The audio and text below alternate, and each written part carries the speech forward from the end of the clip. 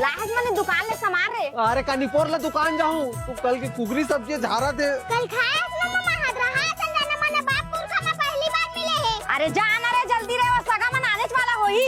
अरे ले जात हो दीदी। आई मम्मा ना चुप रहे अपने लोग खाते हैं। अरे ये दे तो आ गए दीदी बैठ वहाँ जा बैठ बैठ।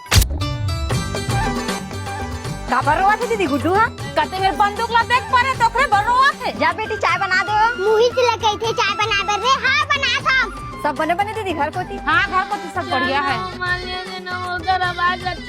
चुप रहे अपने रवा था घर को तो सब बढ़िया है दीदी। हां दीदी सब बढ़िया है वो बना। हां दीदी बढ़िया चला थे नोनी के बने चला थे पढ़ाई लिखाई है। हां बढ़िया चला थे। बड़े गुड्डू का काम करते आजकल। ये दे पासे के होटल में जाते 10,000 कमाते हैं। हाँ मम्मा ने जवान वाला बंदूक चाहिए। ओ मामा तेरा बंदूक है मांगना वो मांगना।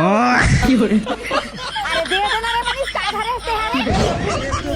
कैसे बात करता दीदी ते हो ओकर गोली सिरा दे। ओ मामा गोली सिरवा दे रही।